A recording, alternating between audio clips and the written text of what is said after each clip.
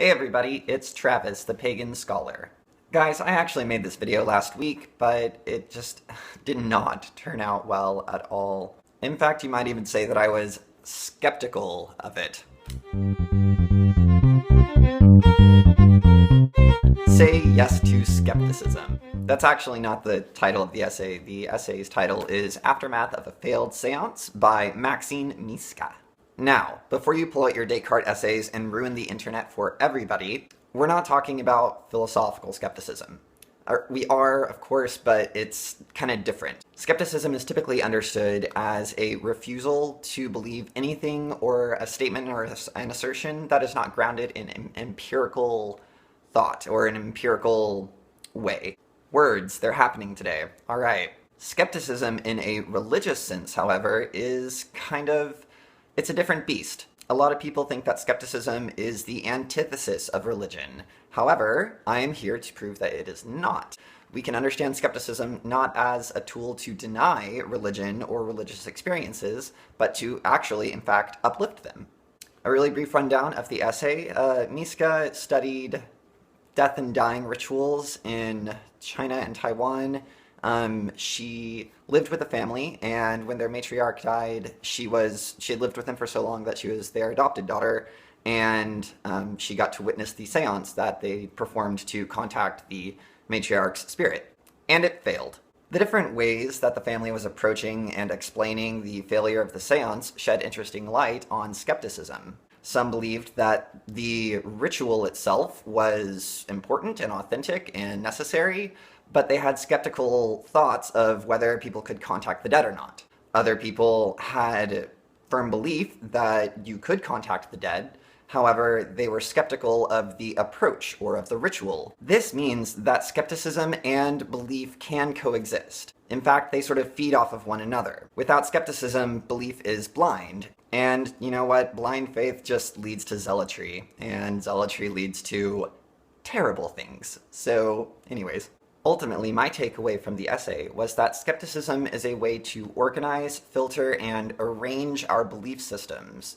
We can choose to understand and accept certain experiences as valid, and we can also call out other experiences as saying, that's not going to fit, that's not going to work in this spiritual paradigm.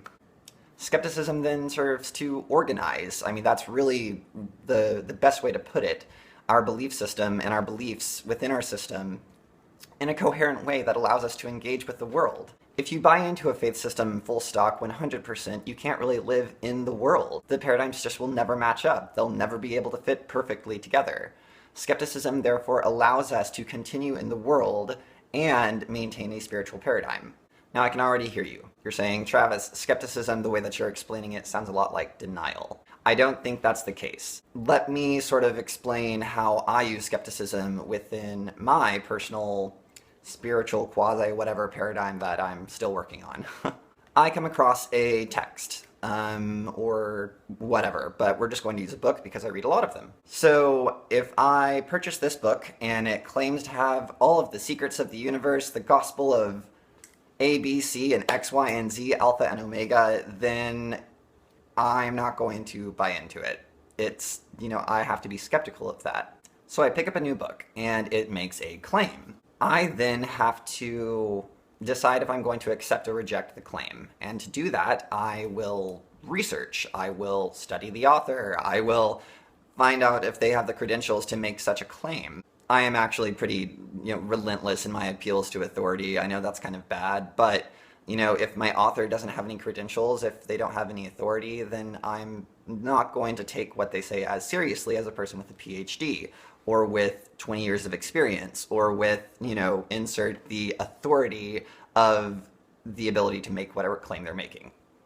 After I've dissected and made my judgments and, evaluated through skepticism the claim, I then arrive at a belief result. I either choose to accept or reject the the statement that the author has made, that the book has made. Therefore, I have used skepticism not as a rejection, but as an evaluation. Skepticism is not, I repeat, one more time, is not rejection. Skepticism is evaluation. Skepticism is analysis. Skepticism is the way that we organize and understand the world around us to see if it matches up with our preconceived notions.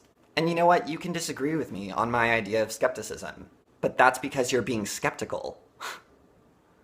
You are making an evaluation of my statements and claims. You are deciding whether I have the authority to speak on such matters.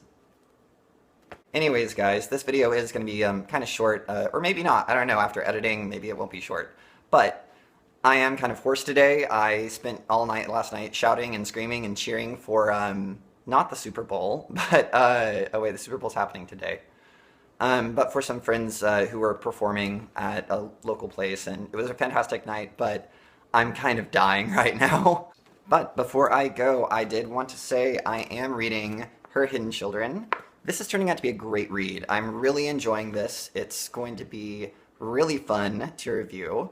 It's very smooth writing. It's so easy to read. And I really recommend this book for everybody because it's going to be fun. It's going to be awesome to review this book. And I look forward to doing that. So I hope you look forward to watching the videos. All right, guys, I'm going to get going. As always, thank you so much for watching. A like is appreciated, a subscription even more so. And as always, merry meet, merry part, and merry meet again.